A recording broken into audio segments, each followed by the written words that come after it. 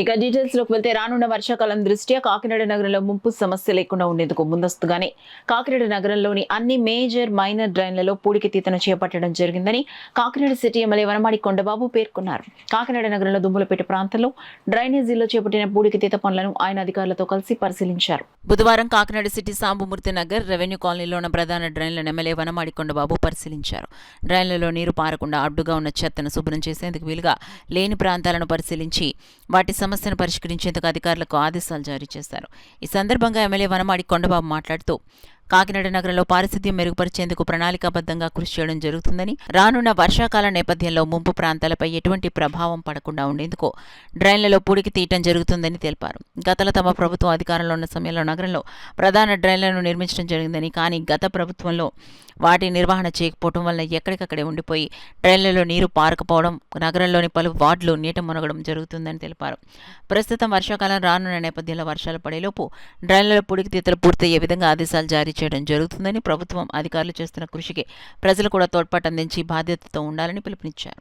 కార్యక్రమంలో తెలుగుదేశం పార్టీ కాకినాడ నగర అధ్యక్షులు మల్లిపూడి వీరు, రాష్ట్ర సిట్టిబలిజ corporation director Bommi Balaji, Telugu Desam party Kakinada నగర ప్రధాన కార్యదర్శి తుమ్మల రమేష్, గాది Sivaramakrishna, municipal health officer Prithvi Charan, EE మచ్చరావు, DE Lakshminarayana, sanitary inspector Rambabu, కూటమి పార్టీల నాయకులు, సచివాలయం సిబ్బంది తదితరులు పాల్గొన్నారు.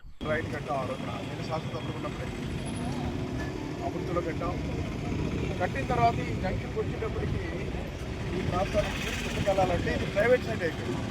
విశ్వేశ్వరరావు ఆయన నేను ఎవరని చెప్పి ఆఫ్ చేసిన సందర్భాలు ఉన్నాయి.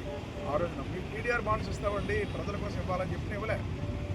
అయినప్పుడు కూడా ఒప్పుకోకపోయినా సరే ఆ రోజు నేను నిలబడి ప్రభుత్వాన్ని డ్రైన్ కట్టమని చెప్పి డ్రైన్ కట్టించి ఏర్పాటు చేయడం వల్ల ఈరోజు బ్రహ్మాండం డ్రైన్ వచ్చింది. తర్వాత వాళ్ళకి టీడీఆర్ బాండ్స్ కూడా ఇప్పించే ప్రయత్నం చేస్తాం. ఇది ప్రజల కోసం. అలాంటి డ్రైన్లు బ్రహ్మాండం కట్టినప్పుడు కూడా పూడికలు తీయడం వల్ల మళ్ళీ మునిగిపోయే సందర్భాలు వచ్చినాయి.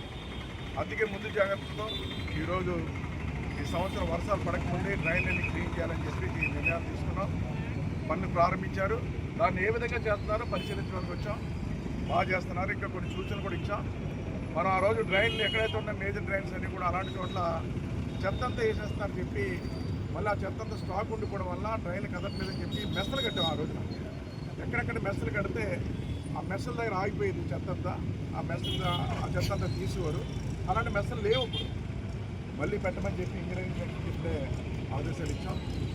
అవి కానీ మెస్సులు పెట్టినట్టయితే చెత్త అంతా అక్కడ ఆగిపోతుంది. ఏ రోజు కానీ తీసేస్తుండాలి. అప్పుడు వాటర్ కిందకి వెళ్తుంది, మురికి వాటర్ కిందకి వెళ్తుంది.